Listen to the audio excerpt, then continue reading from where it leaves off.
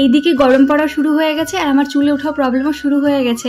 আর এই গরমটাতে না আমার ভালো পরিমাণে চুলটা ওঠে, কিন্তু এখনো সেভাবে উঠছে না, আস্তে আস্তে উঠছে, হালকা করে উঠছে।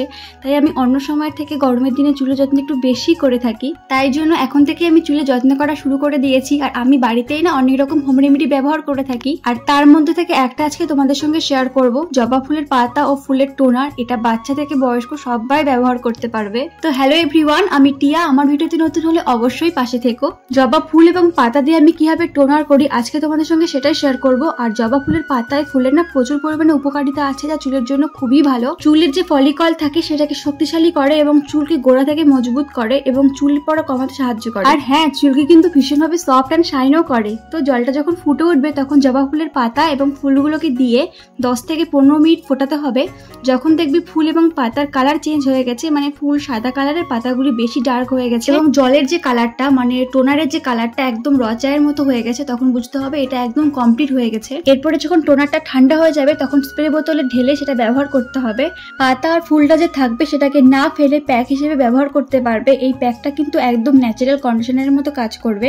জবা ফুল এবং পাতায় যে বেনিফিট গুলো আছে সেটা একটু বলি, যেটা তোমাদেরকে আগেই বললাম, মানে চুলকে গোড়া থেকে মজবুত করে, মানে চুলের গোড়ায় যে ফলিকল থাকে সেটাকে স্ট্রং করে এবং চুল পড়া কমায় এবং নতুন চুল গজাতেও কিন্তু সাহায্য করে। এবং জবা ফুলের পাতায় ভিটামিন, অ্যামিনো অ্যাসিড এবং অ্যান্টিঅক্সিডেন্ট উপাদান আছে। এই টোনারটা বা প্যাকটা ব্যবহার করলে মাথার রক্ত সঞ্চালন বৃদ্ধি করতে সাহায্য করে, যার জন্য নতুন চুল গজাতে সাহায্য করে। চুলকে ভীষণভাবে ময়েশ্চারাইজ করে, যার জন্য চুল সফট অ্যান্ড সিল্কি হয়ে যায় এবং খুশকিও কিন্তু কমায় এবং যাদের চুলে অকালে পেকে যায় সেটার সমস্যাও কিন্তু অনেকটা কমে যায়। এছাড়াও এর মধ্যে প্রচুর উপকারিতা আছে, আমার এটুকুই জানা, তাই তোমাদেরকে এটুকুই বললাম।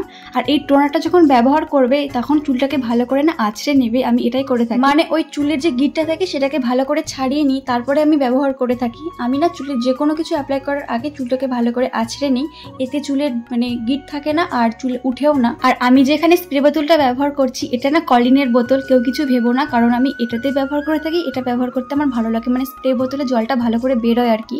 এটা কিন্তু ভালো করে পরিষ্কার করে নিয়েছি আমি। এটা কিন্তু প্লিজ কেউ বাজেভাবে নিও না। তো চলো এবার টোনারটা ব্যবহার করি। টোনারটা চুলের গোড়ায় ভালো করে ব্যবহার করব, প্রত্যেকটা গোড়ায় গোড়ায়, তারপরে হালকা হাতে ম্যাসাজ করে নেব। চুলের টোনারটা অ্যাপ্লাই করার পরে চুলটাকে কিন্তু ভালো করে শুকাতে হবে, না শুকালে কিন্তু কোনো রকম ভাবে আঁচড়ানো যাবে না, কারণ চুলের গোড়া ভীষণভাবে নরম থাকে চুল ভেজা থাকলে। চুলকে আমি সবসময় নর্মাল হাওয়াতেই শুকাই, মানে ফ্যানের হাওয়াতেই বসে শুকাই। চুলটা যখন ভালো করে শুকিয়ে যাবে তারপরে তোমরা চুলটাকে ভালো করে আঁচড়ে নেবে এবং আঁচড়ানোর পরে দেখবে চুলটা কিন্তু অনেকটা পরিমাণে কম উঠছে, কারণ চুলটা টোনারটা ব্যবহার করার আগে যদি চুলটাকে তোমরা আঁচড়ে নাও তাহলে এতে গিটটা ছড়িয়ে যায়, অত গিট থাকে না, চুলটাও কিন্তু ওঠে না। আর হ্যাঁ, হোম রেমেডি কিন্তু অল্প দিনের রেজাল্ট পাওয়া যায় না, অনেক দিন ধরে ব্যবহার করতে হবে, প্রায় 6 থেকে 7 মাস, তাহলে একটু একটু করে তোমরা রেজাল্টটা দেখতেই পাবে চোখের সামনে। তোমাদের প্রথমেই বললাম এটা বাচ্চা থেকে মিডিল এজ সবাই ব্যবহার করতে পারবে, এটা টোনার কিংবা হেয়ার প্যাক হিসেবে। এটা যেহেতু ন্যাচারাল ইনগ্রিডিয়েন্টস, তো কোনো রকম সাইড এফেক্ট হবেই না। তো এটাই ছিল আমার গরমে হেয়ার কেয়ারের মধ্যে একটা হচ্ছে হোম রেমেডি। তো আজকে ব্লগটা এই পর্যন্ত। সবাই ভালো থেকো, সুস্থ থেকো, দেখা হচ্ছে পরের ভিডিওতে।